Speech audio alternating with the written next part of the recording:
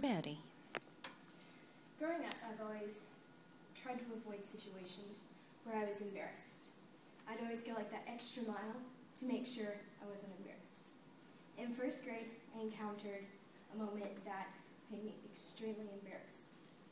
I went to Emmanuel Christian School from first grade to sixth grade. My mom was the music teacher there. Our teacher had assigned us to get these big pencils to help with grip and writing.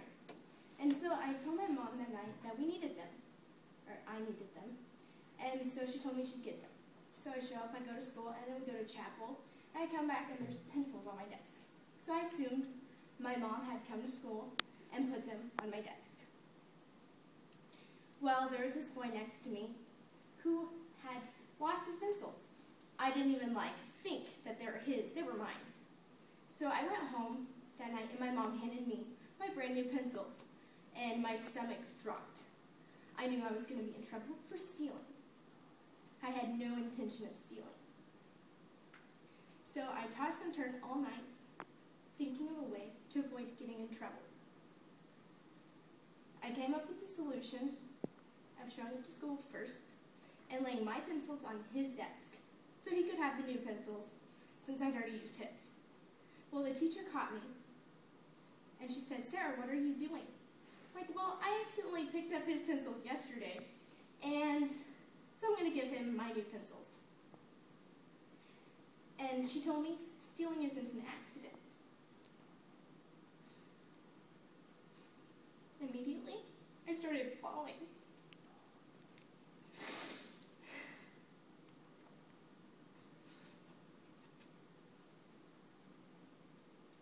I hated being in trouble. So the kids started coming to class, and in first grade, everybody comes around, and they start asking questions, and they start saying, "What'd Sarah do?" It's like, "I'm in trouble. I stole something." So the boy walks in, and I apologize, and I felt terrible. And then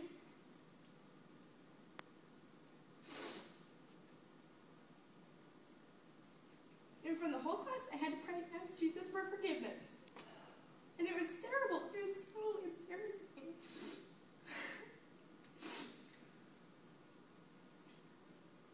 And the worst part of it was that it was embarrassing. I didn't even care that I had been, in trouble for something I hadn't done.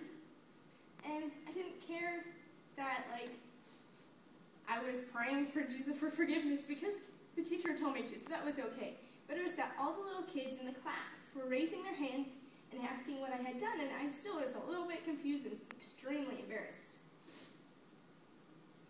And after that, I decided I don't like being in trouble. It's embarrassing. So I decided I was going to be the quiet kid in the back of the class that didn't talk. So I did that. But there are points in your life when it's good to go out of your comfort zone. You have to go past these moments because I do a lot of things on a regular basis where I'm embarrassed. I'm a music education major, and on a regular basis I'm performing and talking and doing things that's completely out of my comfort zone. I play clarinet and piano, and juries for clarinet are so nerve-wracking. Everything is on the line. It's like the only thing your grade depends on is this one performance. And somehow, you get past these things. So the point is no matter how embarrassing something is, you can't let it hold you back. Because the moments that you stand out the most are probably moments where if you mess up, it's going to be really embarrassing. But if you do well, you're going to shine. So the moments that make you stand out and shine are the moments